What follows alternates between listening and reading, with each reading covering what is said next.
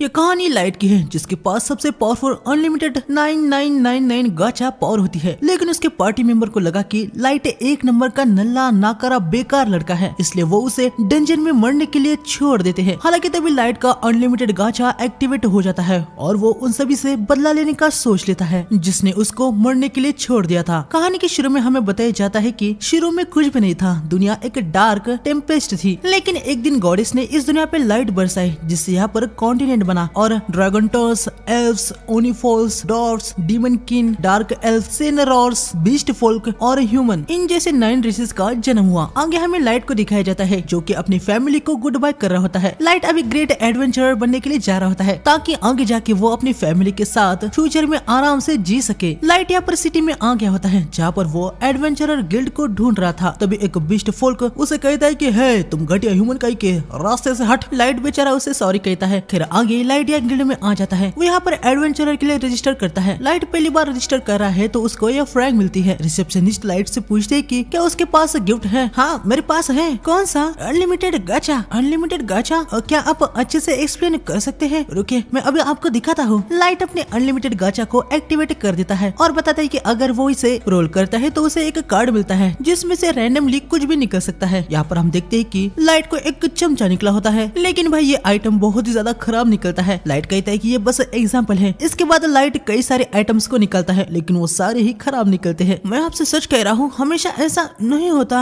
ठीक है, ये रहा आपका एफ रैंक का कार्ड, आपके लिए यही बेस्ट है। हाँ मुझे कुछ पूछना है। हाँ पूछिए ना। क्या यहाँ पर कोई जॉब है जिसे मैं अभी तुरंत ले सकता हूँ? एक सेकंड। हाँ, सबसे आसान जॉब यहाँ पर बुलेटिन बोर्ड पे पोस्ट किए जाते हैं, लेकिन हमें देखने को मिलता है कि लाइट को उतना अच्छे से पढ़ना नहीं आता और रिसेप्शनिस्ट भी ये बात समझ जाती है क्योंकि यहाँ पर ह्यूमन का लिटरेसी रेट काफी कम है। ठीक है जरा देखो, फायरवुड गैदरिंग, सॉइल होलिंग और टर्फ कटिंग। क्या आप इनमें से किसी में इंटरेस्टेड हो? यकीनन इनमें से पेमेंट उतना कुछ खास नहीं मिलने वाला। हाँ मुझे कोई भी प्रॉब्लम नहीं है। आगे हम देखते कि लाइट यहाँ पर तरह तरह के काम करता है। दिन भर काम करने के बाद उसे कुछ पैसे मिलते हैं। हालांकि लाइट सोच रहा था कि उसे गाचा से कुछ खाने के लिए मिल जाए जिससे खाना खरीदने के पैसे उसके बच जाएंगे। तब यहाँ पर हम कुछ बीस्ट फोल्क को देखते हैं जो कि लाइट को घूरे जा रहे होते हैं। यकीनन इनका इरादा कुछ बुरा ही होता है। लाइट यहाँ चलते चलते गलती से इस बीस्ट फोल्क से टकरा जाता है और वो वहीं नीचे गिर जाता है। अब चूजे कहाँ पर देख रहा है? हाँ देख के चला कर।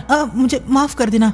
तूने मेरे कपड़ों को पूरा गंदा कर दिया है। अब तुझे ही इसके लिए पे करना होगा। हम देखते हैं कि बीस्ट लाइट के बहुत मेहनत से कमाए हुए सारे पैसे को ले लेता है। लॉन्ड्री बिल के लिए इतना काफी होगा, प्लीज मुझे वो वापस दे दीजिए, उसके बिना मैं अपनी रात को कहीं गुजार नहीं पाऊंगा। लेकिन ये बीस्ट बाय लाइट को एक किक मारता है जिससे लाइट पीछे कीचड़ में गिर जाता है। अबे चीजें तो लकी है कि मैं बस इतना ही ले रहा हूँ। इतना कह के ये लोग यहाँ से निकल जाते हैं। आसपास के लोगों को भी कोई घंटा फर्क नहीं पड़ रहा था कि लाइट के साथ ये सब क्या हुआ। उल्टा तो वो कह रही थी कि लाइट कितना ट्रैश है। लेकिन तभी यहाँ पर एक लड़की लाइट को हाथ देती है। अनजाने में लाइट हाथ को टच कर लेता है, लेकिन तभी उसे याद आता है कि उसके हाथ में तो कीचड़ लगा है। वो लड़की से माफी मांगने लगता है। हम देखते हैं कि ये लड़की एक एल्फ होती है और इसके साथ कई अलग काइंड के रेसेस भी होते हैं। चिंता मत करो, मैं तुम्हें हर्ट नहीं करने वाली। एल्फ नीचे झुक के लाइट को गले लगाती है। लाइट को लग रहा होता है कि कहीं वो सपना तो नहीं देख रहा, लेकिन एल्फ कहती है कि वो कोई सपना नहीं देख रहा। आगे लाइट को इनसे पता चलता है कि ये सभी कॉनकॉर्ड ऑफ ट्राइब्स पार्टी से है। ये एक ऐसी पार्टी है जिसमें सारे 9 रेसेस के मेंबर है। बीस्ट फोल्क से गौरव, एल्फ से साशा, ड्रैगन रेस से ड्रैगो, डीमन किन से डियाब्लो, ओनिफोल्क से ओबोरो, डॉफ से नैनो, डार्क एल्फ से सियोन, सेंटोर से सेंटोर। इनको अभी बस ह्यूमन रेस से कोई चाहिए था तो फिर इनकी पार्टी परफेक्ट हो जाएगी और उसी के लिए ये लोग चाहते हैं कि लाइट इनके पार्टी में ज्वाइन हो जाए। ये सुनने के बाद लाइट बहुत ही ज्यादा हैरान हो जाता है और यकीनन वो इनसे ज्वाइन हो जाता है। आगे हमें कई दिन बाद एबिस में दिखाया जाता है जो कि एक काफी बड़ा डंजन था। यहाँ पर एक मॉन्स्टर लाइट पे अटैक करने के लिए आ रहा होता है, लेकिन ड्रैगो आके स्नेक को काट देता है और लाइट को बचा लेता है। लेकिन तभी पीछे से एक और स्नेक आ रहा होता है, पर साशा उसे तीर मार के खत्म कर देती है। साशा लाइट से कहती है कि वो फ्रंट लाइन पे ना जाए क्योंकि अभी वो एबिस जो कि दुनिया का सबसे बड़ा और मुश्किल डंजन है, अगर कुछ भी लाइट को हिट होता है तो वो मारा जाएगा। लाइट माफी मांगने लगता है। साशा देखते है कि कहीं लाइट को चोट तो नहीं आई। साशा को देख के लोग कहने लगते हैं कि वो लाइट की कितनी चिंता करती है, कहीं उसको उससे प्यार तो नहीं हो गया। साशा कहती है कि ऐसे कोई बात नहीं है, वो बस उनके मेंबर को खोना नहीं चाहती। लाइट को लग रहा होता है कि यार वो तो इनके किसी काम ही नहीं आ रहा, लेकिन ड्रैगो से कहता है कि लाइट चिंता ना करे, जो चाय वो बनाता है वो उसे बहुत ही पसंद है। ये सुन के लाइट को थोड़ा अच्छा लगता है। इसके बाद ये लोग एबिस में और आगे आते हैं और यहाँ पर आने के बाद ये लोग अभी अपना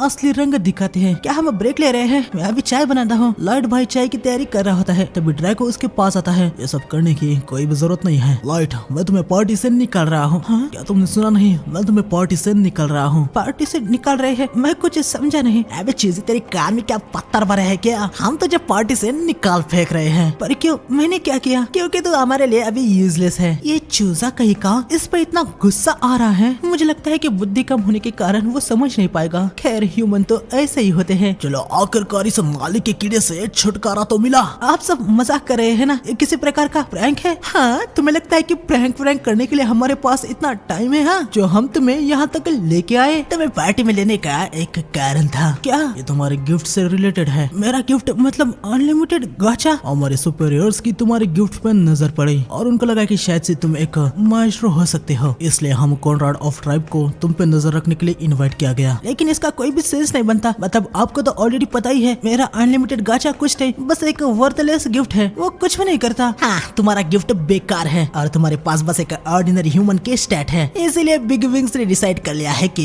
तुम माइस्ट्रो नहीं हो सकते। इसका मतलब यह है कि अब तुम हमारे लिए बस एक डेड वेट हो। सच कहो तो ट्रॉब्रास ने इसे जल्दी से डिसाइड कर लिया होता तो अच्छा होता। अरे यार, मुझे तो अभी राहत मिली है। भले अगर इसके पास ठीक ठाक लेवल का भी माइस्ट्रो ब्लड होता तो मुझे इसे शादी करनी पड़ती, लेकिन इसके जैसे घटिया ह्यूमन रेस वाले के साथ शादी करना, अरे बाप रे, इसके बारे में सोचने से ही मुझे डर लग रहा है। मैं तो बच गई। माइस्ट्रो टॉब्रास आखिर अब किसके बारे में बात कर रहे हैं? बात में तुमने कुछ ज्यादा ही उगल दिया। चढ़ा क्या ही फर्क पड़ता है, क्योंकि अब तो ये चूजा खत्म होने वाला है। दूसरे एडवेंचर आने से पहले इसे खत्म कर दो। ये सुनने के बाद लाइट बहुत ही ज्यादा पैनिक हो जाता है। हमें ऑर्डर दिया गया है कि किसी भी छोटे से छोटे पॉसिबिलिटीज को अगर तुम्हारे अंदर दिखाई दी गई है तो तुम्हें जिंदा बिल्कुल नहीं छोड़ना है। गैरो लाइट पे अटैक कर देता है। लाइट के चेहरे पे चोट आ जाती है। लाइट बहुत ही ज्यादा पैनिक होके यहाँ से भागने लगता है, लेकिन साशा उसके पैर पे तीर मार देती है, जिससे लाइट नीचे गिर जाता है। उसे बहुत ही ज्यादा पेन हो रहा था। ह्यूमन को हंट करने का मुझे इसलिए मजा आता है। हाँ, उनके रोने की आवाज मेरे कानों के लिए स्वीट म्यूजिक की तरह है। गैरो आंकी लाइट को एक किक मार देता है। इसके बाद वो फिर से उससे बहुत ही ज्यादा किक जड़ रहा होता है। बस बहुत हो गया क्या? लेकिन अभी तो मजा आना शुरू हुआ है। हम सब ने ऑलरेडी इस स्टोरी पे एग्री कर लिया है कि वो मॉन्स्टर के सरप्राइज अटैक से मारा गया है, तो उसे इंजर्ड करने की बजाय खत्म कर डालो। गैरो लाइट को खत्म करने के लिए जा रहा होता है। लाइट रेंगते रेंगते आगे बढ़ रहा होता है। मैं मरना नहीं चाहता। बेवकूफ कहीं क्या, रुक जा।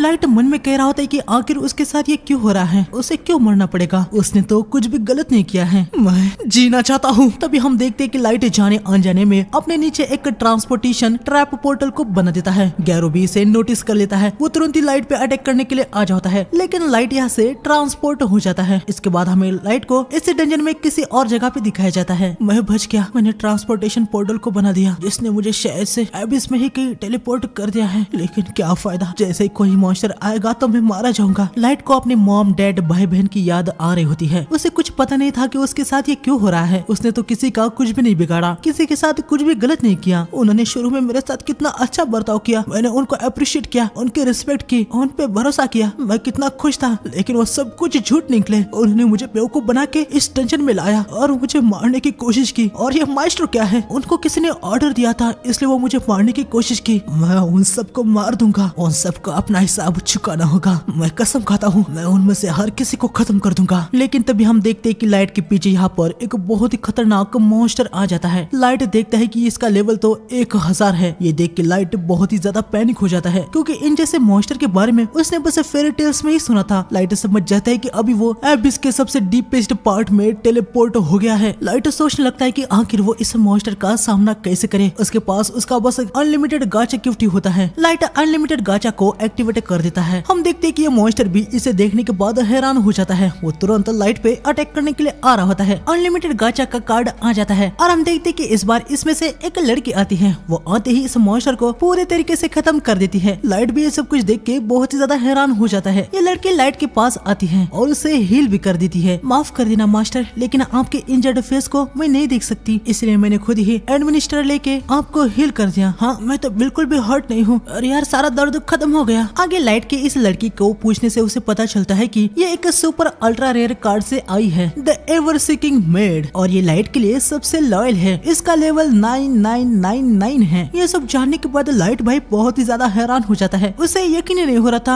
आखिर ये कैसे पॉसिबल है। मतलब मेरा अनलिमिटेड गाचा बेसिकली वर्थलेस है। ऐसा हो ही नहीं सकता कि तुम्हारी जैसी कोई इनक्रेडिबल उससे आए। मिस मास्टर, मैं एक मेड हूँ, पर आप मुझे मेई कह के बुला सकते हैं। शुरू में लाइट को मेई का डायरेक्ट नाम लेने के लिए थोड़ा सा अजीब लग रहा था, पर लाइट देखता है कि इससे शायद मेई कोई अच्छा नहीं लग रहा, इसलिए वो मेई का नाम ले ही लेता है, जिससे वो बहुत ही ज्यादा खुश हो जाती है और अपने मास्टर को थैंक्स कहती है। मास्टर, क्या मैं आपसे एक और रिक्वेस्ट कर सकती हूँ? हाँ बताओ। आपके अनलिमिटेड गाचा की डिटेल्स को देखने के लिए क्या आप मुझे अप्राइजल स्किल यूज करने की परमिशन देंगे? Appraisal skill? क्या सच में तुम्हारे पास ये वाला गिफ्ट है? एग्जैक्टली कहा जाए तो ये मेरे इननेट स्किल में से एक है। क्या इननेट स्किल? मास्टर, लाइट अपने गिफ्ट को वर्थलेस कहना ये सही नहीं है, प्लीज मुझे देखने दीजिए। लाइट परमिशन दे देता है। मैं अपने अप्राइजल स्किल को एक्टिवेट कर देती है और इसे देखने को मिलता है कि उसके मास्टर लाइट के पास तो इनक्रेडिबल स्टैट्स है। वो लाइट को बताती है कि उसकी एबिलिटीज एक हेवी लेयर के पीछे छुपी हुई है। लो लेवल के लोग इसको बिल्कुल भी नहीं देख सकते, सिर्फ मेई के लेवल का हाई लेवल के बिंग से उनके डिटेल्स को देख सकते हैं। मास्टर लाइट, आपका अनलिमिटेड गाचा वर्थलेस के आसपास भी नहीं है। हाँ, तुम्हारे कहने का क्या मतलब है? मैं बताती है कि लाइट का अनलिमिटेड गाचा गिफ्ट अनलिमिटेड बार रोल हो सकता है। कार्ड जो उनमें से रोल होते हैं उनके रेयर होने की पॉसिबिलिटीज आसपास के माना डेंसिटी से होती है। रेयरिटी टॉप से स्टार्ट होती है, जैसे एक्स्ट्रा, फिर super, ultra rare, triple S rare, double S rare, S rare, rare, normal और एरर। सराउंडिंग माना डेंसिटी के बारे में लाइट समझ नहीं पाता। मैं बताती है कि इस दुनिया में माना हर तरफ फ्लो होता है, लेकिन माना की डेंसिटी सरफेस पे लो होती है। मतलब उसके जैसे सुपर अल्ट्रा रेयर कार्ड के सरफेस पे अपेयर होने के चांसेस लगभग 0 है, लेकिन यहाँ डंजन के डेप्थ में माना बहुत ही ज्यादा है। इसलिए लाइट यहाँ पर जो भी रोल करता है उसको रेयर कार्ड मिलने के बेहतर चांस है। मेरे को लग रहा होता है कि उसके मास्टर कितने होशियार है जो यहाँ आके अपने कार्ड को रोल किए ताकि वो अपने अनलिमिटेड गाचा के फुल पोटेंशियल का यूज कर सके। हालांकि मैं इस बात में भी सोच में पड़ गई थी कि अभी जो लाइट के स्टैट है उसे देखा जाए तो यहाँ तक आते हुए उनका कहीं मॉन्स्टर से सामना हुआ होगा, लेकिन लाइट यहाँ पर ऐसे बहुत ज्यादा घायल होकर नहीं आया है। खैर, मैं इसके बारे में सोचना बंद कर देती है। वो लाइट से कहती है कि अब से वो उसके साथ है तो उसे चिंता करने की कोई भी जरूरत नहीं है। हालांकि लाइट मेई को सारी सच्चाई बता देता है। तुम गलत हो मैं, खुद से अब इसमें आना, मैं इतना होशियार नहीं हूँ। मैं एक पार्टी के साथ आया था लेकिन उन्होंने मुझे धोखा दे दिया, मुझे स्लैशेस मारे, एरो मारा। मैं अपने खुद के फ्रेंड के हाथों ही मरने वाला था। उन्होंने कहा कि मेरा गिफ्ट कचरा है, मुझे एक बेकार ह्यूमन कहा। मैं बस अपने फैमिली के लिए यहाँ पर पैसे कमाने के लिए आया था। आखिर वो लोग मेरे साथ ऐसा कैसे कर सकते हैं? बस एक ह्यूमन हूँ इसलिए। उन्होंने जो दर्द दिया वो मैं कभी नहीं भूल सकता। शुरू में वो मेरे साथ बहुत अच्छे थे, लेकिन आगे उन्होंने ही मुझे मारना चाहा। उनको भुगतना होगा। मैं तब तक शांत नहीं बैठ सकता जब तक उनको उनके करतूतों की सजा ना मिले। मैं अपने मास्टर को गले लगाती है। मास्टर, मुझे माफ कर दीजिए, आपके सफरिंग के दर्द को मैं समझ नहीं पाई, लेकिन आप अभी चिंता मत कीजिए। मेरी पावर के साथ आपके साथ जिन्होंने भी बुरा किया है हम उनको नहीं छोड़ेंगे। प्लीज मुझे बस ऑर्डर दीजिए, मैं अभी उनको खत्म कर देती हूँ और उनके सर को आपके कदमों में ला कर रख देती हूँ। रुको मेई, तुम ऐसा नहीं कर सकती। मैं जानती हूँ कि मास्टर आप दिल के बहुत ही अच्छे हैं, लेकिन उन लोगों ने आपके साथ जो किया है इसके बाद वो दया के हकदार नहीं है। ऐसा नहीं है मेई, मैंने अपना विश्वास उन पे जताया, बदले में मुझे क्या मिला? सिर्फ दर्द। मैं मरते मरते बचा हूँ, लेकिन ये सब इस वजह से हुआ क्योंकि मैं कमजोर था। इसलिए मुझे स्ट्रॉन्गर होना होगा, क्योंकि मैं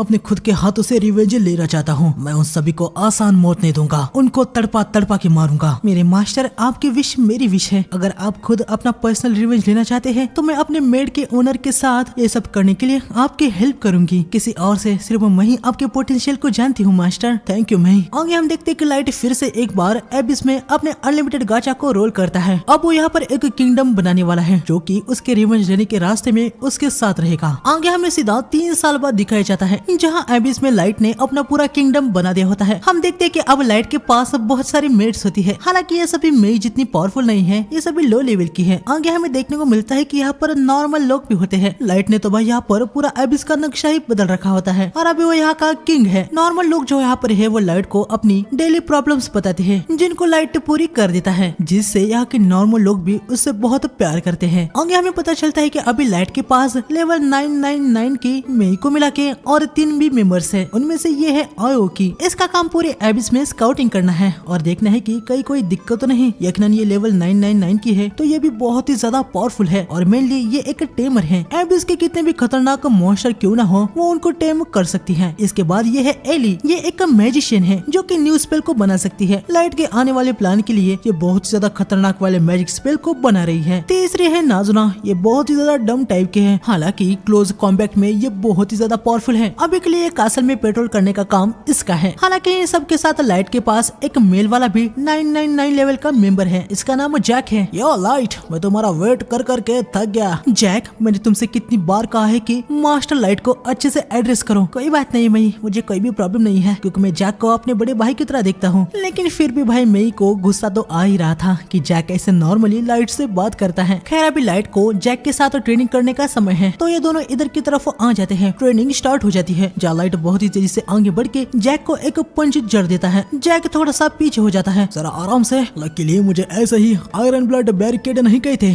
क्योंकि तुम्हारा यह पंच किसी और का लगता तो उसका खेल खत्म था। आगे दोनों एक दूसरे को पंच मार देते हैं। इनकी ट्रेनिंग यहाँ धमाकेदार चल रही होती है। इसके बाद हमें नाजुना को दिखाया जाता है जो कि अपना पेट्रोलिंग कर रही थी। आगे बढ़ते हुए नाजुका के सामने 4 नॉर्मल लेवल वाली मेड्स आ जाती है। ये चारों नाजुका को मस्त से मस्का लगा रही होती है कि क्वीन आप कितना अच्छा काम करती है, आप हमारी प्रोटेक्शन के लिए कितना कुछ करती है। और ये सब कुछ सुनने के बाद नाजुना को भाई बहुत ही खुशी मिल रही थी। तभी एक मेड पूछती है कि नाजुना आगे कहाँ पर पेट्रोल करने वाली है। नाजुना बताती है कि उसने अभी डिसाइड नहीं किया है। मेड बताती है कि क्या वो एक इम्पोर्टेंट पार्ट को चेक करने के लिए जा सकती है। वो पार्ट बहुत ही ज्यादा इम्पोर्टेंट है और सीक्रेट है जहाँ पर उनके जैसी नॉर्मल मेड नहीं जा सकती। नाजुना पूछते है कि आखिर वो किस पार्ट की बात कर रहे हैं। इसके बाद हमें नाजुना को उसी सीक्रेट स्पॉट के बाहर दिखाया जाता है और ये कुछ और नहीं बल्कि लाइट का बेडरूम होता है जहाँ अंदर ऑलरेडी मई होती है।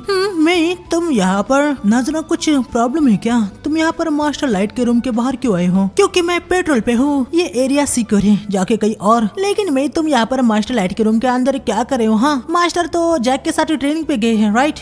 मैं बस यहाँ क्लीनिंग कर रही थी। एक मेड होने के नाते मुझे कुछ तो करना ही होगा ना, फिर भले ही मास्टर आसपास हो या ना हो, इसलिए मैं उनके रूम को क्लीन कर रही थी। तो जाओ तुम कहीं और जाके पेट्रोलिंग करो। लेकिन हम देखते कि नाजुना अंदर घुस जाती है और वह देखते कि लाइट का बेड तो पूरा उलट पुलट गया है, जैसे कि कोई इसमें गोल गोल घूम रहा हो और पिलो को सूंघ रहा हो। नाजुना को कुछ समझ नहीं आ रहा होता है कि आखिर ये बेड इस हालत में क्यों है। लेकिन आप लोग समझ रहे हो ना?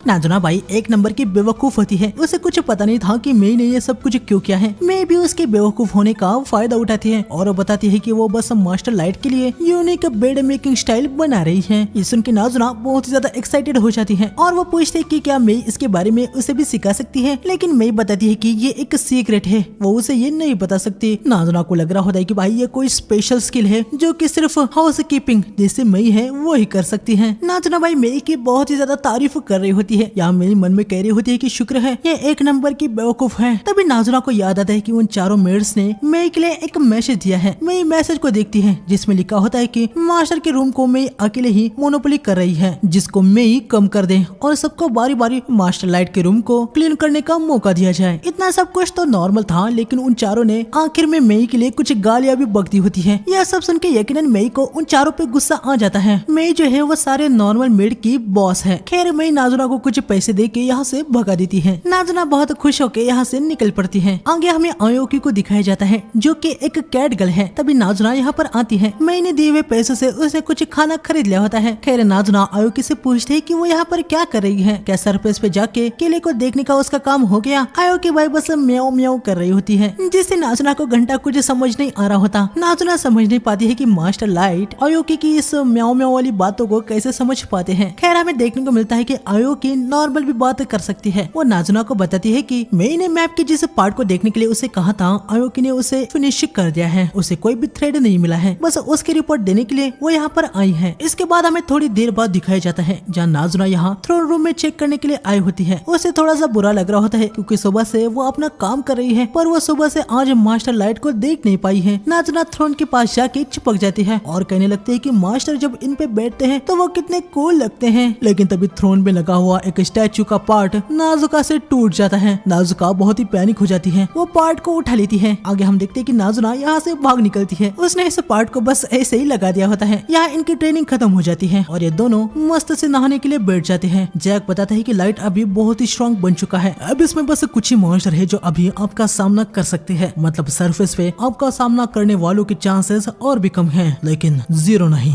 मैं समझ पा रहा हूँ सरफेस की दुनिया अनजानों से भरी हुई है। मुझे पता है अपने रिवेंज लेने के लिए मैं अपने गार्ड को बिल्कुल भी डाउन नहीं करूंगा। इसके बाद इन चारों को मई के ऑफिस में दिखाया जाता है जहाँ इन चारों को पता ही है कि इनको यहाँ पर किस लिए बुलाया गया है। ये चारों मई से माफी मांग रही होती है। खैर मई इससे कहती है कि इन्होंने जो भी डिमांड की थी वो उसे रिजेक्ट कर रही है। थ्रोन रूम की तरफ जो हॉल जाता है उसको क्लीन करने का काम ये दे देती है और बस इतना ही नहीं, इन चारों को खुद से अपने हाथों से हॉल को क्लीन करना है। ये सुनने के बाद इन चारों की वाट लग जाती है। वो कह रही होती है कि वो ये नहीं कर पाएगी, ये काम उनके लिए कुछ ज्यादा ही हैं, लेकिन मई कहती है कि वो ये कर लेंगी। अगर उनको फटाफट लेवल 500 तक पहुंचना है तो उनको इसे सही शुरू करना चाहिए, इनके पास कोई भी चारा नहीं होता। वो हाँ कहती है। इसके बाद हमें नाजुना को दिखाया जाता है जिसे एक शॉप के अंदर का गॉन्गलेट बहुत ज्यादा पसंद आ रहा होता है, लेकिन उसके पास कुछ पैसे नहीं थे तो उसे खरीद नहीं सकती। तभी यहाँ पर एली आ जाती है। यह वही है जो मैजिक को बनाती है। खैर इनके बीच में ऐसे ही कुछ नॉर्मल बातें होती है। इन लोगों को मई पे बहुत ज्यादा गुस्सा आ रहा था कि उसने उनको इतना काम दे दिया है। आगे इनको यह भी याद आता है कि मई वो है जो इनकी मास्टर की पहली समन थी। उसके बाद दूसरी समन आयो की 3 मंथ बाद हुई। इसका मतलब यह है कि मई 3 मंथ तक अकेली मास्टर के साथ थी। इनको भाई मई से भयंकर वाली जलन हो रही होती है। ये कह रही होती है कि काश इनकी जलन एक कर्स में बदल जाए और मई जल के राख हो जाए। और ये चारों सच में भाई मई पे कर्स लगाने का ट्राई कर रहे होते हैं, लेकिन हम देखते हैं कि मई बाहर ही होती है। वो अंदर आ जाती है और इनसे कहते हैं कि इन सब का कुछ फायदा नहीं होने वाला। ये चारों समझ जाती है कि भाई अब इनकी कुछ खैर नहीं। ये लोग मस्का लगाने की कोशिश कर रहे होते हैं कि बस जलन की वजह से इनके मुंह से ये सब कुछ निकल गया। वैसे मई इनको बताती है कि उसे लगा था उसने इन चारों को कुछ ज्यादा ही काम दे दिया तो वो उनका काम यहाँ पर कम करने के लिए आई थी, लेकिन इनकी करतूतें देखने के बाद मैं इनसे कहती है कि अब इनको हॉल के साथ थ्रोन रूम को भी क्लीन करना है। ये सुन के इन चारों की और भी ज्यादा वाट लग जाती है। आगे ये अपने साफ सफाई पे लग जाती है और यकीनन थ्रोन की सफाई करते वक्त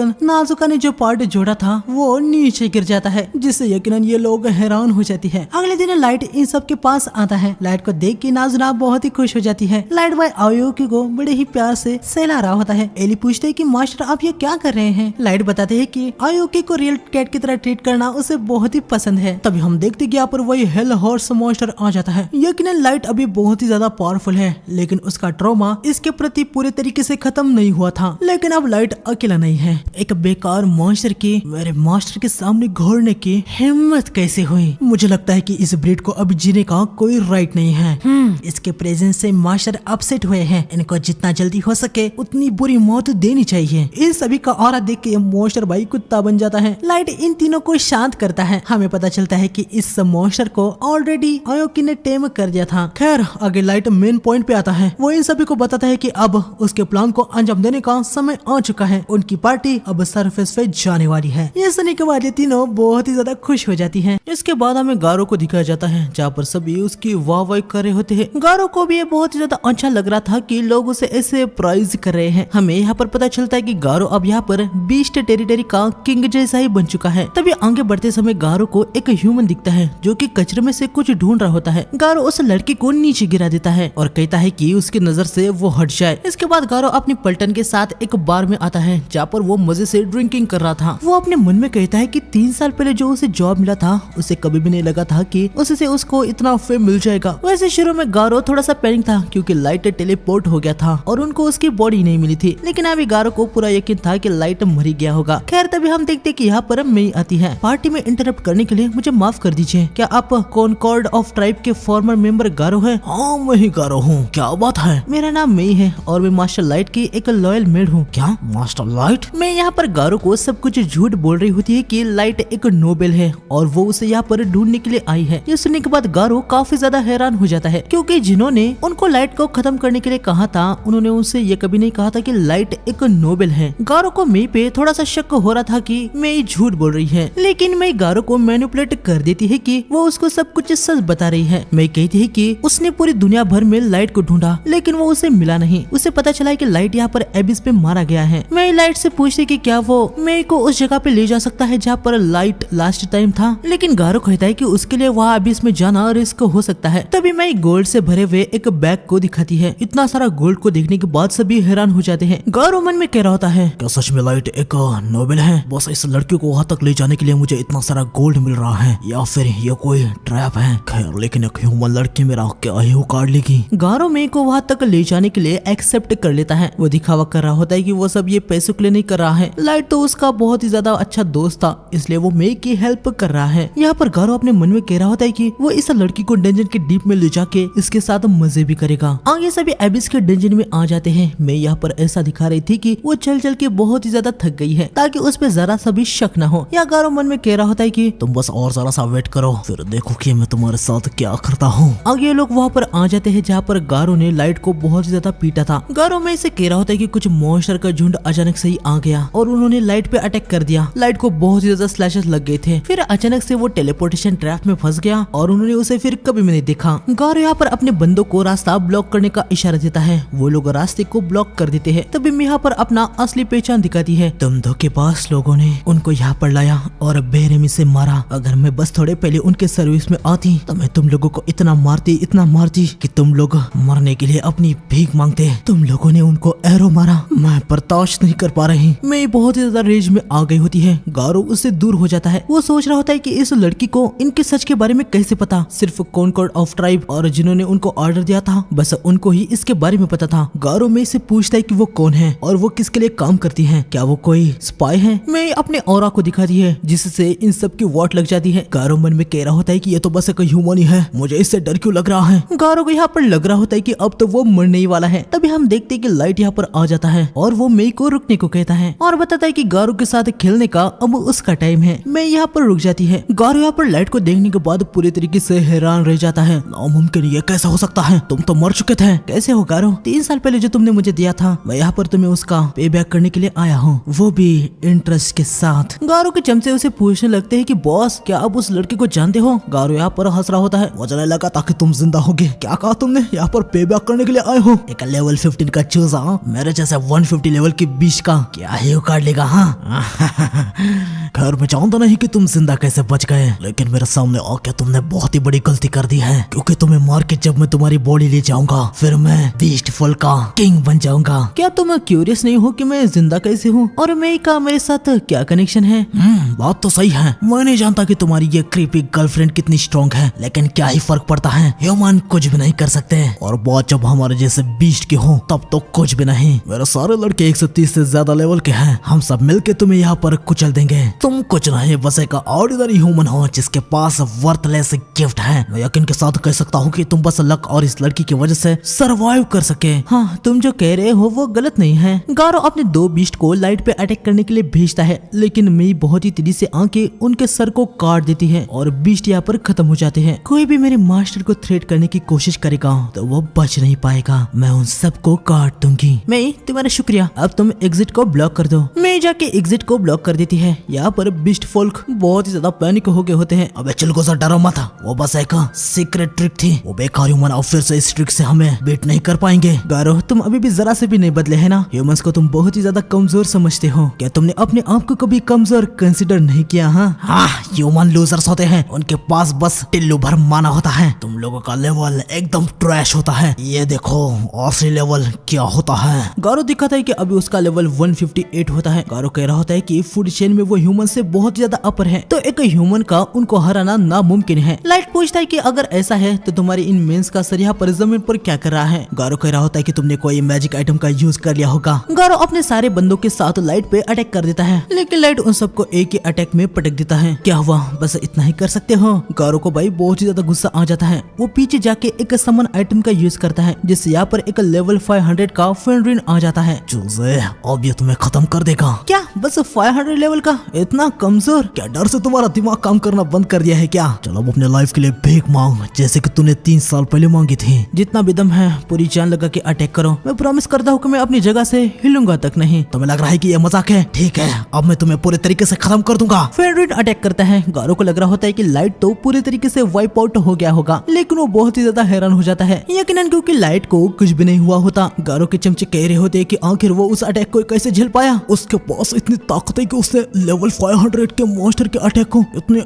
आसानी से झेल लिया। चलो गारो अब मेरी बारी है। लाइट अपने लेवल 9000 अल्ट्रा रेयर कार्ड को एक्टिवेट कर देता है, जिसमें लेवल 9000 का गॉड वुल्फ फेंड्रिन होता है। गॉड वुल्फ फेंड्रिन को देखने के बाद यहाँ पर सभी के सभी हद से ज्यादा ही हैरान हो जाते हैं। लाइट फेंड्रिन को ऑर्डर देता है। गॉड फेंड्रिन हल्की सी अपनी ब्रेथ को छोड़ता है, जो कि गारो के साइड से जाके उसके फेंड्रिन को जमा देती है। आइस टूट जाती है और गारो का फेंड्रिन यहाँ पर खत्म हो जाता है। ये देखने के बाद सभी के सभी यकीनन बहुत ही ज्यादा हैरान हो जाते हैं। तुम्हारे पास एक ऐसा मॉन्स्टर है जो मेरे फेंड्रिन को पलक झपकते ही खत्म कर दिया। हाँ लेकिन सच कहूँ तो मैं खुद ही उस लेवल 500 के मैजिक बीस्ट को आसानी से हरा देता। अब जरा ध्यान से देखना। लाइट अपना लेवल दिखाता है जो कि 999 होता है। गारो भाई ये देखने के बाद बहुत ही ज्यादा हैरान हो जाता है। गारो के चमचे कह रहे होते हैं कि ह्यूमन तो बस लेवल 100 तक की मैक्स जा सकते हैं, क्या ये कोई मजाक है? तभी गारो लाइट से पूछता है कि लाइट 3 साल पहले जैसे दिखता था एग्जैक्टली वैसे दिख रहा है, सेम बॉडी और एग्जैक्ट सेम फेस। कोई भी ह्यूमन अब तक ग्रो हो हो जाता। लाइट बताता है कि उसने ब्रेसलेट ऑफ यूथ पहना है। ये ब्रेसलेट उसके एज को रोक देता है। उसने अपने एज को, अपने गुस्से को, सबको वैसे ही रखा है क्योंकि वो पूरे तरीके से बदला लेना चाहता है। गौरव को अभी पूरा यकीन हो गया होता है कि ये रियल लाइट ही है और वो अभी समझ जाता है कि अभी वो चाहे कुछ भी करे लेकिन लाइट को हराना उसके लिए नामुमकिन है। गौरव की यहाँ पर अभी बैंड बज गई होती है। वो लाइट के सामने झुक जाता है। मैं आपसे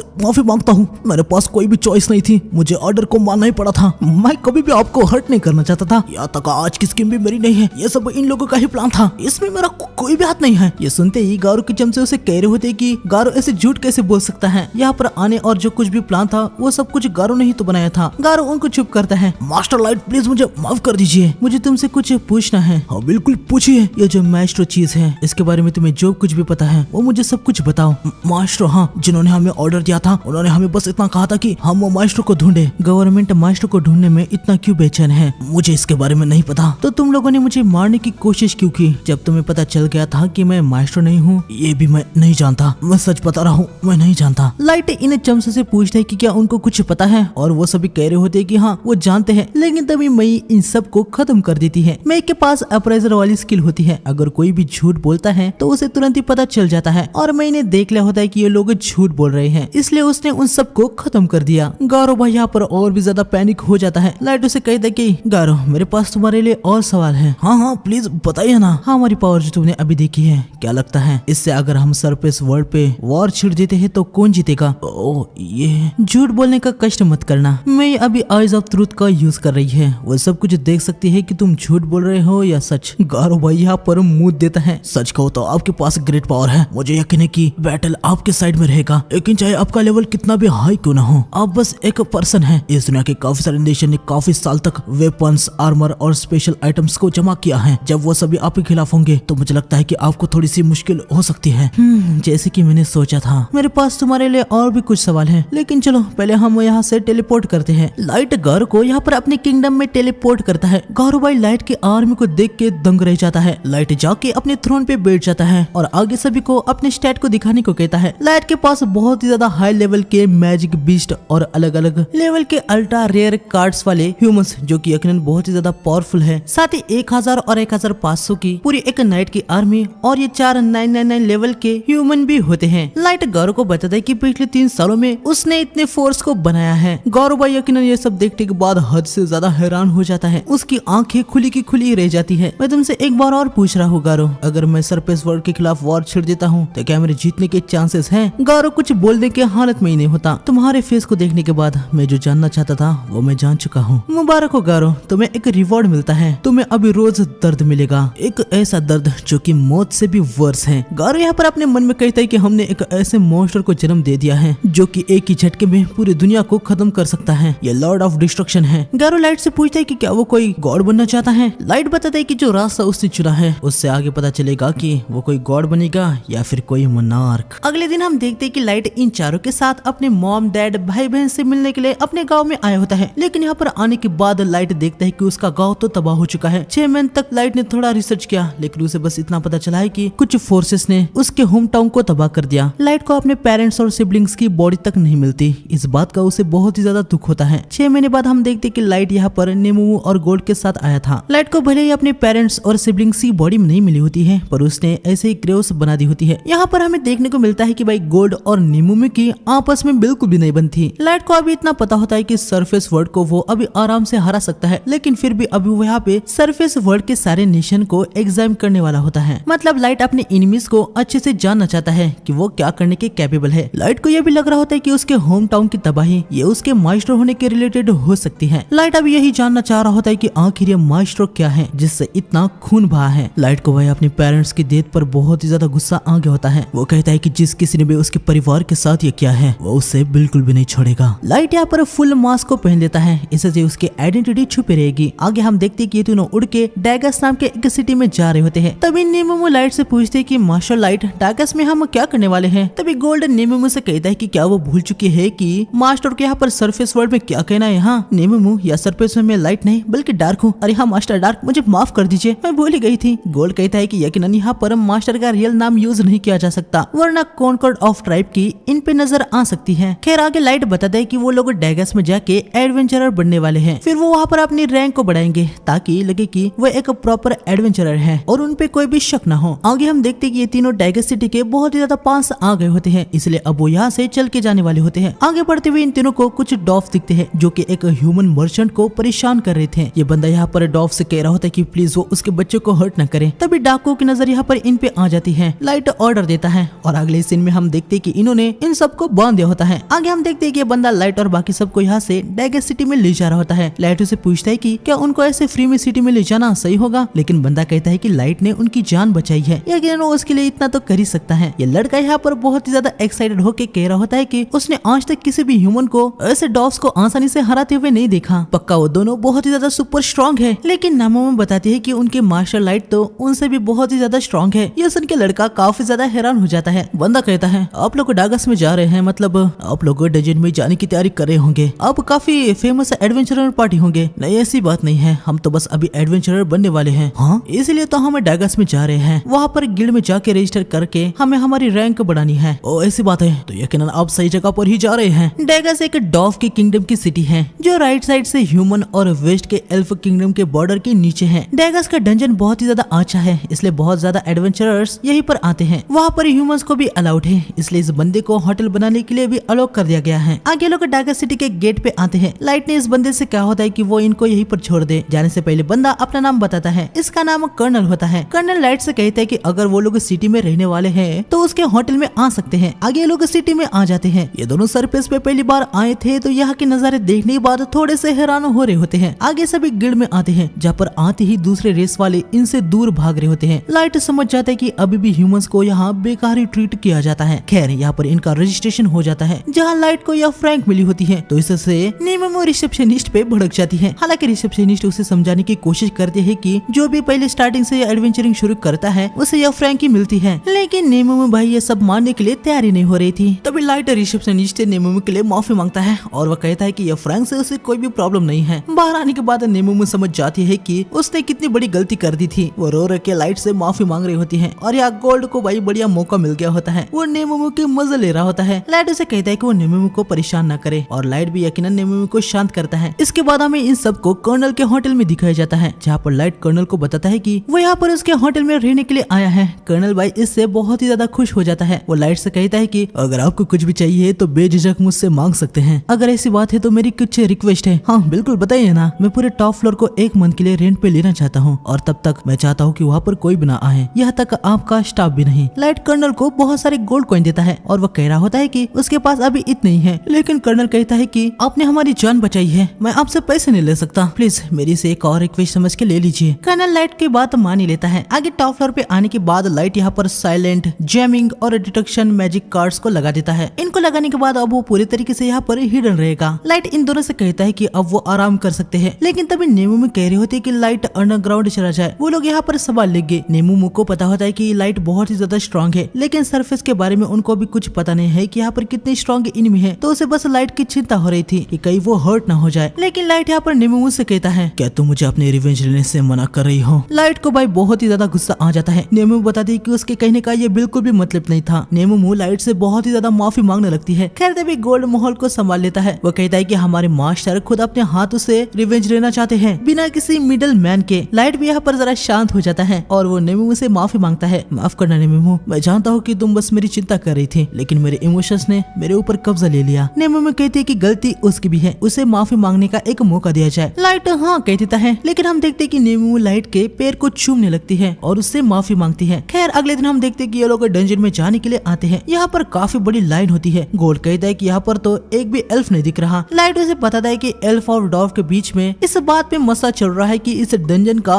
ओनर कौन सा किंगडम है। खैर तब यहाँ पर 2 बंदे आते हैं जो कि लाइन के बीच में घुस जाते हैं। यहाँ पर एक 4 ह्यूमंस की एडवेंचरर पार्टी होती है। बंदे इनके सामने आगे होते हैं। ये लोग समझ नहीं पा रहे थे कि अब वो क्या करे, कुछ कहेंगे तो इनको ही खतरा हो सकता है। तभी लाइट उस बंदे से कहता है, ओए हुडी वाले, तुम लाइन में घुस गए हो, ये ठीक नहीं है। क्या तुम मुझसे बात कर रहे हो? मुझे दूसरा कोई लाइन में घुसने वाला नहीं दिख रहा। तुम्हें पता भी है कि तुम किससे बात कर रहे हो? हाँ मुझे कैसे पता होगा? तुमने अपने फेस को पूरी तरीके से ढक लिया है। अगर मैं एज्यूम करूँ कि तुम कोई फेमस हो, फिर तो ये और भी ज्यादा बेकार बात है कि तुम ऐसे लाइन में घुस गए। गोल्ड कहता है कि मेरे लॉर्ड डार्क बिल्कुल सही कह रहे हैं, इससे तो तुम्हारी रेपुटेशन खराब हो जाएगी। ओए चल लाइन से निकल। क्या तू गधा है क्या? तुझे इतना भी पता नहीं है कि लाइन कैसे काम करती है? चल निकल अब वहाँ से। ये सब सुन के इस बंदे को बहुत ही ज्यादा गुस्सा आ जाता है। वो लाइट और बाकियों पे अटैक करने के लिए जा रहा होता है, लेकिन उसके साथ वाला बंदा उसे रोकता है। वो कहता है कि शांत रहो, यहाँ पर बहुत पब्लिक है, यहाँ पे मसला करना ठीक नहीं है, वैसे भी आपने बहुत ही ज्यादा खतरनाक शॉट पकड़े रखी है। बंदा शांत हो जाता है और चुपचाप लाइन में से पीछे जाने लगता है। हालांकि जाने से पहले वो लाइट से कहता है कि वो उसे छोड़ेगा नहीं। सारे ह्यूमंस यहाँ पर लाइट और उन दोनों की बहुत ही ज्यादा तारीफ कर रहे होते हैं कि भाई उन्होंने ये कदम उठाया। ये सभी आके लाइट को थैंक्स कहते हैं। लाइट इनसे कहता है कि थैंक्स की कोई भी जरूरत नहीं है, उसने तो जो गलत हो रहा था उसके खिलाफ बस आवाज उठाई है। ये लोग समझ जाती है कि लाइट बहुत अच्छा पर्सन है। तब यहाँ इनके पास एक मेंबर इसको चुल मच जाती है। वो पूछता है कि क्या गोल्ड का पूरा आर्मर सच में गोल्ड से बना हुआ है? और यहाँ पर हमें देखने को मिलता है कि भाई सिर्फ इस बंदे को ही नहीं, यहाँ पर सभी लोग ये जानना चाह रहे होते हैं। गोल्ड बताने के लिए जा रहा होता है, लेकिन नेमो बताती है कि बिल्कुल भी नहीं, ये आर्मर पूरा फेक है। खैर तब ये बंदा समझ जाता है कि लाइट यहाँ पर डंजन में पहली बार ही जा रहा है, क्योंकि लाइट के पास कोई भी इक्विपमेंट नहीं है। डंजन के अंदर जो भी फ्लोर्स होते हैं वो बहुत ही ज्यादा महंगे होते हैं, इसलिए एडवेंचरर डंजन के अंदर अपना कैंप बनाने के लिए खुद ही इक्विपमेंट लेके जाते हैं। यह सब बताने के लिए लाइट बंदे को थैंक्स कहता है। हालांकि लाइट को इक्विपमेंट की कोई प्रॉब्लम नहीं थी, क्योंकि उसके पास एटम बॉक्स था। इस पार्टी का अंदर जाने का समय आ जाता है। ये लोग अंदर चले जाते हैं। उन लोगों के बाद इनका ही नंबर होता है और ये भी अंदर आ जाते हैं। डंजन में आने के बाद लाइट कहता है कि अब इसके बाद पहली बार वो दूसरे डंजन में आया है। ये डंजन में काफी बड़ा है। आगे सभी डंजन के फ्लोर में आ जाते हैं, जो कि बिल्कुल एक अलग ही दुनिया होती है। लाइट बताता है कि डंजन के कोर का माना यहाँ पर सारे मॉन्स्टर को और ट्रैप्स को जन्म देता है। डंजन के अंदर अपनी एक अलग ही दुनिया होती है। आगे लाइट फ्लाइंग, काउंसिल और सुपरविजन इन कार्ड का यूज करके सभी ये लोग आगे बढ़ रहे होते हैं। इसके बाद हमें इस बंदे को दिखाया जाता है। हम देखते हैं कि अपनी स्वॉर्ड का यूज करके यहाँ पर ये कुछ मॉन्स्टर को खत्म कर देता है। ये बंदा एक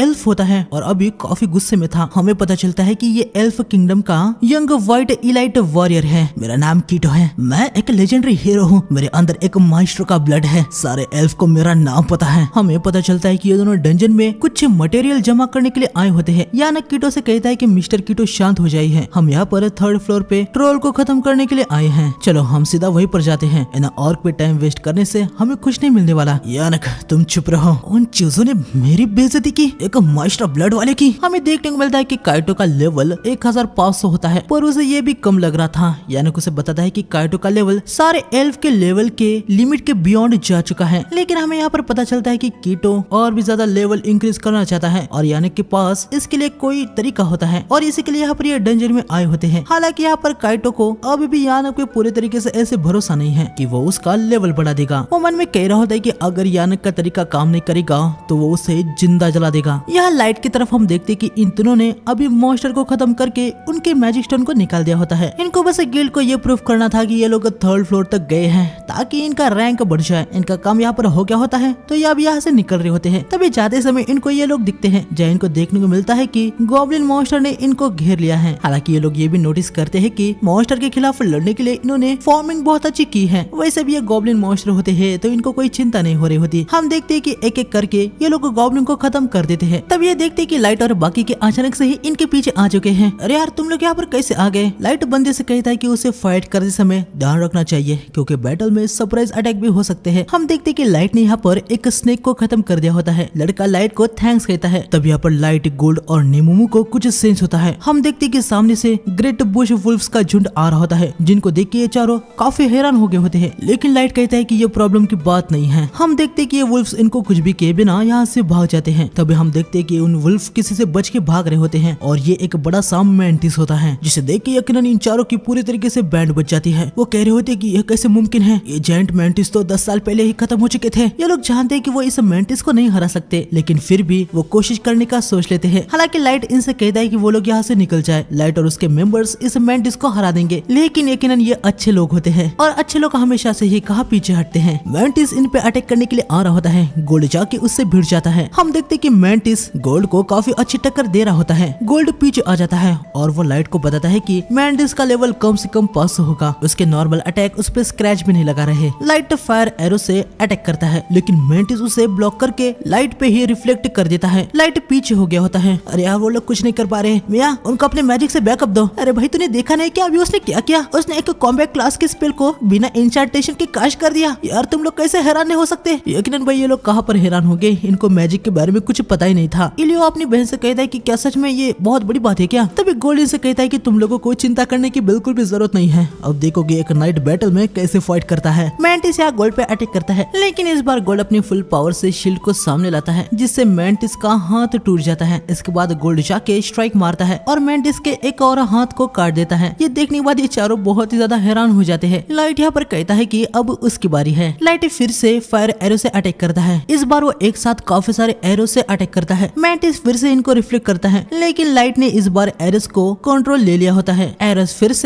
फिर से मैंटिस की ओर जाके उसके पीठ पर लग जाते हैं। अरे बाप रे, उसने एक साथ 30 एरो को काश कर दिया और उनको वो कंट्रोल भी कर पा रहा है। नहीं, ये कैसे मुमकिन है। लाइट यहाँ पर मैंटिस की हालत अधमरी कर देता है। चलो अब तुम्हें खत्म कर दिया जाए। लेकिन हम देखते हैं कि मैंटिस यहाँ डर के मारे भागने लगता है, लेकिन यकीनन लाइट उसे कहाँ भागने देने वाला था। लाइट फायरवॉल कार्ड का यूज करके मैंटिस के सामने एक फायरवॉल लगा देता है। लाइट का ये मैजिक देखने के बाद मिया पूरी तरीके से हैरान हो चुकी थी। वो कह रही होती कि लाइट एक टैक्टिकल क्लास के स्पेल को बिना किसी इंचार्टेशन की कास्ट कर दिया है। मिया भाई हैरानी से पागली हो जाती है। ये तीनों यहाँ पर मैंटिस के पास आते हैं। मैंटिस यहाँ पर उड़ के भागने की सोच रहा होता है। लाइट नेमोमो को ऑर्डर देता है। नेमोमो एक बड़ी सी जंप लगा के मैंटिस को खत्म कर देती है। ये लोग भाई यहाँ पर पूरी तरीके से हैरान रह जाते हैं। मैं कहती कि मुझे यकीन नहीं हो रहा उन तीनों ने जायंट मैंटिस को खत्म कर दिया। अरे यार, मुझे भी नहीं हो रहा, आखिर वो लोग कौन है। आगे हमें थोड़ी देर बाद दिखाया जाता है जहाँ इलियो के पार्टी मेंबर ने मैंटिस के जेम्स को निकाल दिया होता है। इलियो यहाँ लाइट से पूछता है कि क्या आप लोग बी या ए रैंक या फिर एस रैंक की पार्टी है। अरे नहीं, हम तो एफ रैंक है। एडवेंचरिंग तो हमने बस अभी स्टार्ट की है। ये सुनने के बाद ये चारों हद से ज्यादा हैरान हो जाते हैं। लाइट ने इस सब की जान बचाई होती है तो एलियस से कहता है कि क्या वो आज रात के लिए इनके साथ इनके टेंट में आना पसंद करेगा। उनकी जान बचाने के लिए वो लाइट के लिए थोड़ा बहुत कुछ करना चाहता था। लाइट पहले इलियो को नहीं कहने वाला था। वो कहता है कि मैं तुम पे बर्डन नहीं बनना चाहता। सन जल्दी डाउन होने वाला है, रात में इधर उधर घूमना ठीक नहीं है। साथ ही मिया आपसे कुछ मैजिक के बारे में पूछना चाहती है। हम देखते हैं कि लाइट इनके साथ आ जाता है। इनका खाना वगैरह यहाँ पर तैयार हो गया होता है। लाइट ने मिया को बताया होता है कि उसके मॉम और डैड दोनों ही मेज थे। वाह, ये कितनी कमाल की बात है। शायद इसलिए मिस्टर लाइट आप इतने मैजिक में ग्रेट हो। तुम भी मैजिक में कमाल हो मिया। अरे नहीं, मैं तो यहाँ तक बिना वॉइस के भी स्पेल को कास्ट नहीं कर सकती। टैक्टिकल क्लास में तो मैं और भी ज्यादा कमजोर हूँ। मुझे तो अभी भी समझ में नहीं आ रहा यार, क्या वो सच में बहुत ही ज्यादा बड़ी बात थी क्या। आप बढ़िया बात क्या बोल रहे हो। हाँ, लाइट ने जो किया वो इम्प्रेसिव के बियॉन्ड का है। मिया इन सबको समझाती है कि मैजिक में स्पेल के 3 क्लासेस होते हैं। पहला कॉम्बैट क्लास, जिसमें फायर और आइस सॉर्ड को बनाया जा सकता है, जो कि सिंगल टारगेट के खिलाफ यूज करने के लिए बेस्ट होता है। दूसरा टैक्टिकल क्लास, जो कि अभी लाइट ने यूज किया था, वो एक बड़े एरिया में अटैक करने के लिए बेस्ट है। और आखिर में है स्ट्रेंजिकल क्लास। इस क्लास की स्पेल इतनी पावरफुल होती है कि पूरी दुनिया को हिला सकती है, जैसे कि सुनामी, अर्थक्वेक और मीटियोर। हालांकि इसे कास्ट करने के लिए मेजर्स का पूरा एक ग्रुप चाहिए होता है, जो कि लगातार माना का यूज कर सके और इंचार्टेशन को कंटिन्यू रख सके। ड्रैगन, एल्फ, डार्क एल्फ और डीमन किन, इन जैसे रेस के लिए एडवांस स्पेल को कास्ट करना आसान होता है, लेकिन एक ह्यूमन के लिए ये बिल्कुल भी आसान नहीं होता। फिर भी लाइट ने ये कर लिया, इसलिए ये कमाल की बात है। आज तक कोई भी ह्यूमन ये नहीं कर पाया है। ह्यूमैनिटी के लिए ये सबसे बड़ी बात है। मैं मैजिक स्टफ के बारे में ज्यादा तो समझ नहीं पाता, लेकिन इतना कह सकता हूँ कि मिस्टर लाइट दिल के बहुत ही अच्छे पर्सन है। और मिया, तुम भी मैजिक क्राफ्ट के लिए डूची के अकेडमी में ज्वाइन होने के लिए गुड इनफ हो। मुझे यकीन है कि एक दिन तुम टैक्टिकल क्लास स्पेल को अपने आप से कास्ट कर ही लोगी। डूची अकेडमी, हाँ, क्या तुम उस नेशन के बारे में बात कर रहे हो जिसने म्यूचुअली सारे रेसेस को बनाया था? क्या नाम था उसका?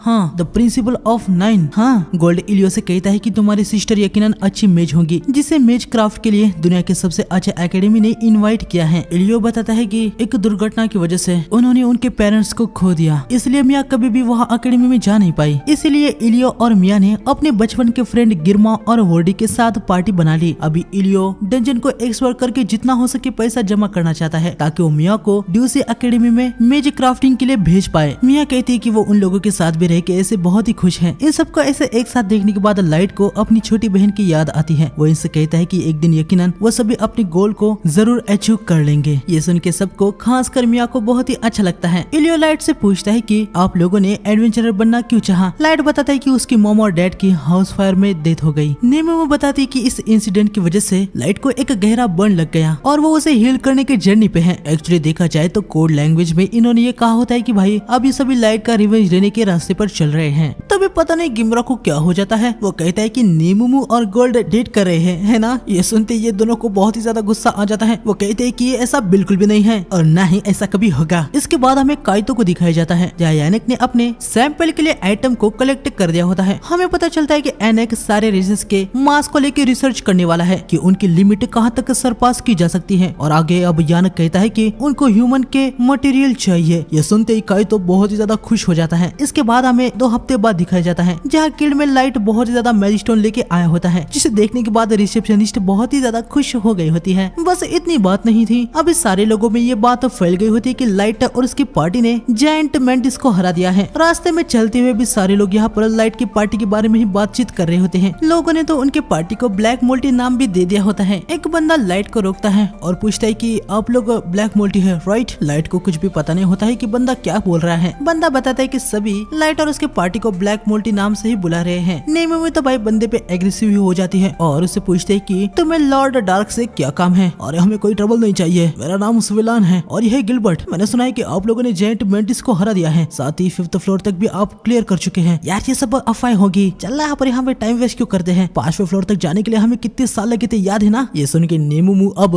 गिल्डबर्ट पे एग्रेसिव हो जाती है। तुम्हें लगता है कि लॉर्ड डार्क झूठ बोलते हैं। हाँ अरे मेरे कहने का ये मतलब नहीं था। हम तो इस बात से खुश है कि अगर वो सब आपने किया है। कहना क्या चाहते हो, ह्यूमन रेस से भी तो कोई होना चाहिए जो बाकी रेसेस को टक्कर दे। खैर इन दोनों को इनके पार्टी के लोग बुला रहे होते हैं तो ये लोग यहाँ से निकल जाते हैं। लाइट देखता है कि दूसरे रेस वाले कह रहे थे कि ह्यूमंस तो कितने कमजोर होते हैं। हाँ मुझे यकीन है कि वो जायंट मेंटिस को हराने की बात पूरे तरीके से झूठ होगी। खैर लाइट इन पे कुछ ध्यान नहीं देता। इसके बाद हमें इन तीनों को डंजन में दिखाया जाता है। अब ये सभी 5th फ्लोर के भी आगे जाने का सोच रहे होते हैं, लेकिन रास्ते में इनको इलियो और उसकी पार्टी दिख जाती है। ये सभी उनके पास आ जाते हैं। यकीनन सभी 2 हफ्ते बाद मिल रहे हैं तो एक दूसरे को हाय हेलो करते हैं और आगे इलियो मिया को आगे करता है। ओए मिया तुझे कुछ लाइट से कहना था ना। हम देखते हैं कि मिया लाइट को थैंक्स के रूप में एक गिफ्ट देती है।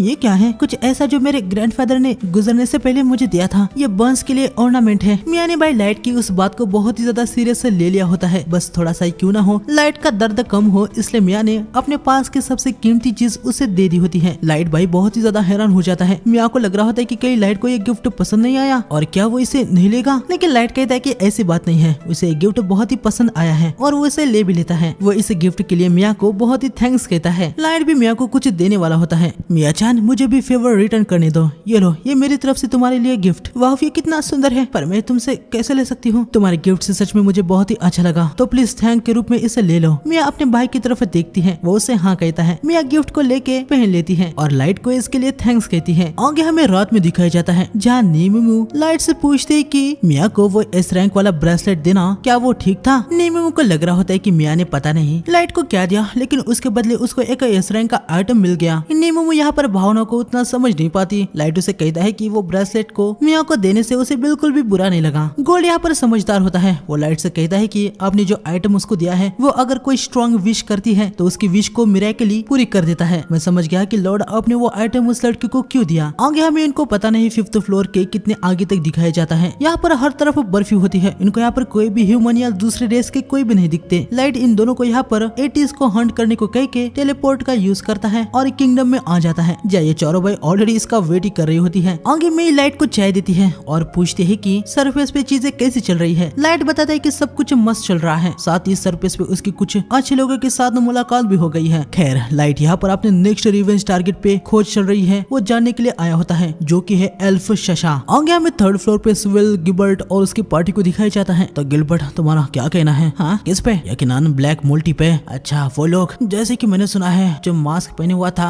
उसने जायंट मेंटिस को हराने के लिए एक टैक्टिकल क्लास की स्पेल को क्रैश किया था, वो अभी बिना इंचेंटेशन के। लेकिन सुनने से ये एकदम बकवास और मजाक लगता है। उसके साथ एक पर्सन भी थी, उन्होंने अपनी आंखों से ये सब देखा है और कहा है सच में, मतलब ये कोई अफवाह तो नहीं है। अगर ये सच में सच है तो वो लेजेंडरी नाइट या एक पुराने हीरो का रिइंकार्नेशन होगा। अब करे ना तुम मेरी भाषा में बात। मैं आशा करता हूँ कि ऐसा ही कुछ हो। हमें एक चैंपियन चाहिए जो उस कम्युनल रेसेस वाले जो ह्यूमंस को हमेशा से ही नीचा दिखाते हैं उनको सबक सिखा पाए। खैर तभी सिविलियन यहाँ पर हल्का होने के लिए जाता है, लेकिन जैसे ही वो वापस आता है वो देखता है कि काइतो ने यहाँ पर उसके सारे पार्टी मेंबर को खत्म कर दिया है। सिविलियन समझ जाता है कि उसके सामने कोई पावरफुल एल्फ है, क्योंकि उसके बंदे इतने भी कमजोर नहीं थे और सभी बिना किसी आवाज के मारे गए हैं। सिविलियन यहाँ फाइट करने के बजाय भागने का सोचता है। वो यहाँ पर एक स्मोक डाल के भागने लगता है। सिविलियन मन में कह रहा होता है कि उस एल्फ के पास कितनी भी स्किल्स हो, लेकिन बिना देखे वो क्या ही अटैक कर लेगा। सिविलियन जाके गिल्ड को ये सब कुछ बताने का सोचता है, लेकिन हम देखते हैं कि सिविलियन पे अटैक हो जाता है। सिविलियन मन में कह रहा होता है कि ये तो कोई मैजिक का अटैक नहीं है, उसको कुछ फिजिकली टच हुआ है। सिविलियन जब पीछे देखता है तब वो देखता है कि एल्फ यहाँ पर हवा में उड़ रहा होता है और हवा में से ही उसने अटैक किया है। याना का सिविलियन को बेहोश कर देता है। मिस्टर काइटो आपने बस एक ही ह्यूमन को जिंदा छोड़ा और बाकी सबको मार दिया। तुम्हें बस एक ही जिंदा चाहिए था ना। एक्सपेरिमेंट में कभी कभी फेलियर भी आता है, तो इसलिए उनको रिपीट करना पड़ता है। तो एक की बजाय कभी कभी काफी लगते हैं। कोई बात नहीं,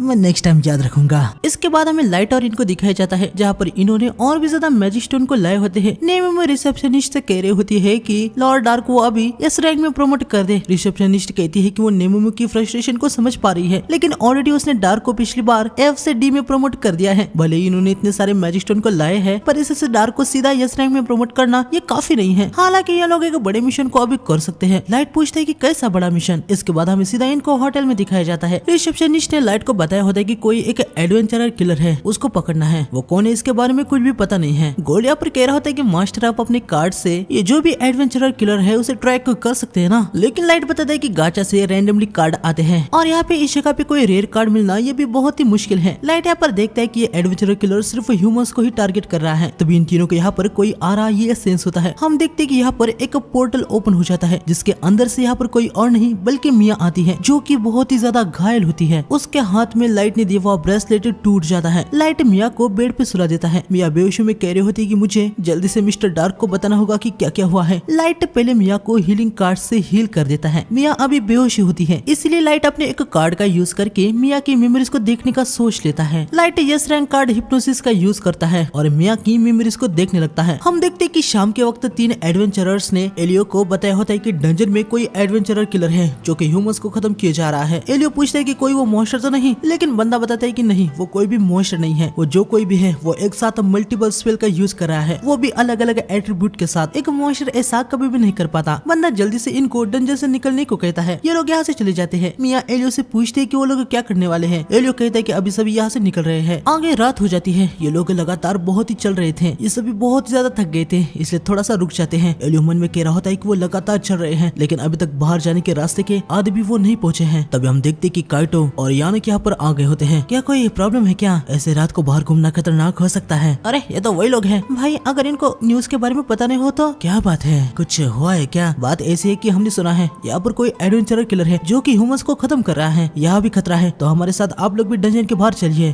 अच्छा तो ये बात है। हाँ वही तो मैं सोचूं कि अचानक से एडवेंचरर यहाँ पर कम क्यों दिखाई देने लगे हैं। ये लोग इनको अपना असली चेहरा दिखाते हैं। एलियो समझ जाता है कि ये एडवेंचरर किलर्स है। सभी बहुत ही ज्यादा पैनिक हो जाते हैं। एलियो मिया से कहता है कि वो यहाँ से भाग जाए, वो इनसे फाइट करेंगे, तब तक वो यहाँ से निकल जाए। हाँ क्या सुना मैंने, तुम कचरा कहीं के मुझसे लड़ोगे। हाँ एलियो अटैक करने के लिए जाता है, लेकिन काइटो उसे स्लैश मार देता है। ये देखने के बाद मिया बहुत ही ज्यादा पैनिक हो जाती है। आगे ये दोनों अटैक करने के लिए जाते हैं, लेकिन काइटो इन दोनों को भी स्लैश मार देता है। मिया डर के मारे घुटने पे आ जाती है। वर्डी मिया से कह रहा होता है कि वो जल्दी से यहाँ से भाग जाए। हम देखते कि इन लोगों को इतना घाव लगने के बावजूद मिया को बचाने के लिए ये दोनों खड़े हो जाते हैं और फिर से काइटो पे अटैक करने के लिए जाते हैं। मिया इनको चिल्ला के रुकने को कहती है। काइटो इनको स्लैश मार के इनको यहाँ पर खत्म कर देता है। हाँ मिस्टर काइटो, अगर वो मर जाते हैं तो मैं उनको अपने एक्सपेरिमेंट के लिए यूज नहीं कर पाऊंगा। चुप रहो, मैंने तुमसे पहले ही कहा है ना, जो कोई भी मुझसे फाइट बैक करने की कोशिश करेगा मैं उसे खत्म कर दूंगा। हाँ लेकिन आपने बहुत को ऑलरेडी खत्म कर दिया है, लेकिन अभी एक बचा है ना, वो देखो। हाँ ह्यूमन में यकीनन काफी वैल्यूएबल होते हैं, लेकिन वो यंग बॉयज भी काफी काम आते हैं। ठीक है मैं आगे से ध्यान रखूंगा। काइटो यहाँ पर मिया के पास आता है। इसके इरादे कुछ ठीक नहीं होते। वो कह रहा होता है कि वो मिया के साथ थोड़े मजे करना चाहता है। ये सुनने के बाद मिया बहुत ही ज्यादा पैनिक हो जाती है। मिया काइटो को दूर रहने को कह रही होती है। काइटो कह रहा होता है कि उसे डरने की क्या ही बात है। हाँ वो एक फ्यूचर लेजेंडरी हीरो है जो मिया को उसके मजे के लिए यूज कर रहा है। ये तो मिया के लिए ऑनर की बात होनी चाहिए। मिया बहुत ही ज्यादा पैनिक हो जाती है। तभी हम देखते कि एलियो उठ जाता है और वो मिया को भागने को कहता है। काइटो हैरान हो जाता है कि इतना घाव लगने के बाद भी एलियो जिंदा कैसे है। यानक तो यहाँ पर काफी ज्यादा खुशी हो जाता है कि एलियो जिंदा है। वो काइटो से कहता है कि उसे एलियो किसी भी हालत में जिंदा चाहिए, उसके एक्सपेरिमेंट के लिए वो भी कमाल का है। एलियो यहाँ पर मन में कह रहा होता है कि मैं लगभग डेड ही हूँ, लेकिन कोई भी फर्क नहीं पड़ता, मुझे मिया को किसी भी हालत में बचाना है। मिया अपने भाई को देखती है। यकीनन मिया उसे ऐसे छोड़ के नहीं जाना चाहती, लेकिन उसके पास अभी कोई भी रास्ता नहीं होता। मिया यहाँ से भागने लगती है। एनक कहता है कि वो जाके तुरंत लड़की को पकड़े। काइटो मिया की तरफ जाने लगता है, लेकिन एलियो आके उस पर अटैक करता है, पर काइटो उसे ब्लॉक कर देता है। बैटल क्रिएटिविटी और स्किल से होती है, मुझे अपने दिमाग का यूज करके मूव्स करनी होगी। हाँ क्या बड़बड़ कर रहा है बे। शील्ड डिफेंस के लिए यूज होती है और स्वॉर्ड ऑफेंस के लिए। एलियो ये सब गोल्ड ने बताई हुई बातों को याद कर रहा था। गोल्ड ने कहा था कि शील्ड के साथ डिफेंस और स्वॉर्ड के साथ अटैक करना ये कोई गलत नहीं है, लेकिन ये हमेशा ही बेस्ट नहीं है। एलियो यहाँ काइटो पे अपनी स्वॉर्ड मार के फेंकता है, जिससे काइटो डॉज कर लेता है, लेकिन एलियो यहाँ पर एक अनएक्सपेक्टेड मूव करता है, जो कि है शील्ड से अटैक करना। एलियो काइटो को अपनी शील्ड से हिट कर देता है, जिससे काइटो नीचे गिर जाता है। काइटो भाई यहाँ पर पूरी तरीके से हैरान रह जाता है। एलियो उस पर हंसने लगता है। लो सर कहीं के तुम घटिया ह्यूमन कहीं के। काइटो अपनी स्वॉर्ड की पावर से एलियो पे अटैक कर देता है, जिससे एलियो को अभी बहुत ही तगड़ा डैमेज हो जाता है। साले कमीने कहीं के, कोई भी मेरे इस मैजेस्टिक फेस को हिट नहीं कर सकता।